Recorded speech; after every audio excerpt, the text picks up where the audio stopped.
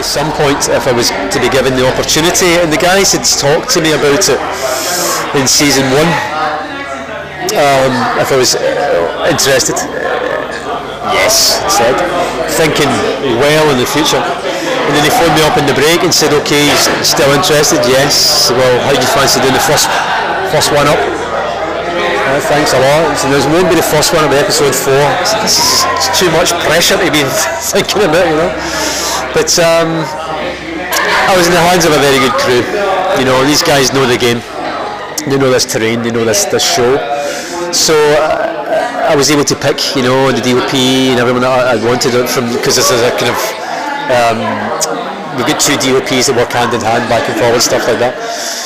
So it was funny being given these choices. It's like, I like all these guys, you know, so I had to kind of go with this person, that person, that person, and I'm really pleased with the choices that I made, because they certainly helped me through the thing.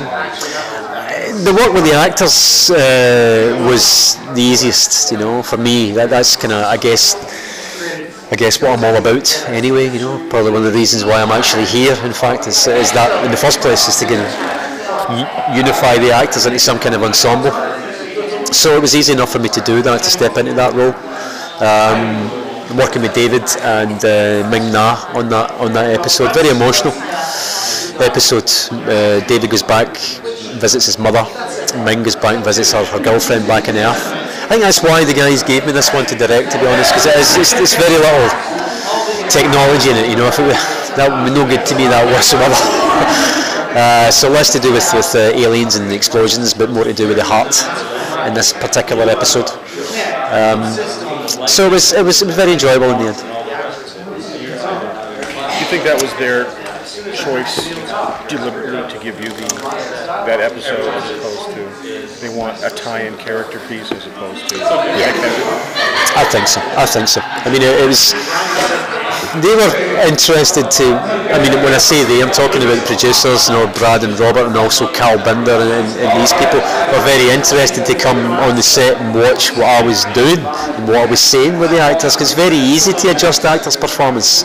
But if you're not used to that, and you don't have that, no matter how much experience you've got as a director, if you've not experienced talking with actors, there can be an insurmountable gap there. It's only to do with communication and actually saying, that's tremendous, let's try it this way now. That's all it is. And being, I guess, brave enough to say that. And and you have to phrase things in a particular way. As an actor, I know how to phrase it. You don't turn around and say, well, that was, can't do it again, you know. So that was wonderful.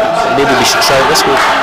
So that they were interested in that, I think, and I think they also knew, as I just said, that had they given me something which was majorly technical, it would have been a useless exercise, pointless. Are Rush and Young ever going to find common ground?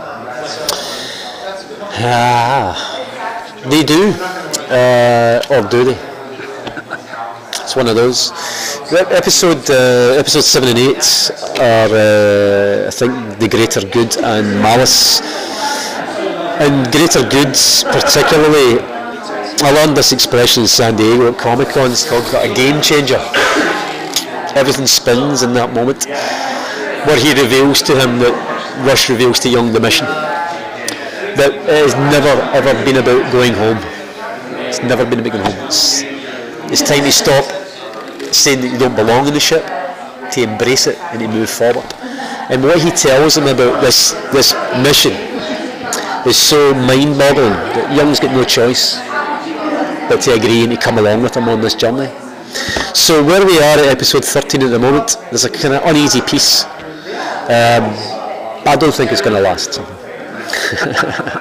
How do you think Rush views Eli at this point? I think Rush has been in equal parts disappointed and stunned by Eli all the way through. When he meets up with him first, he's disgusted with what he sees. This guy who's got no real education, you know, playing fucking video games all the time. Useless, worthless stuff.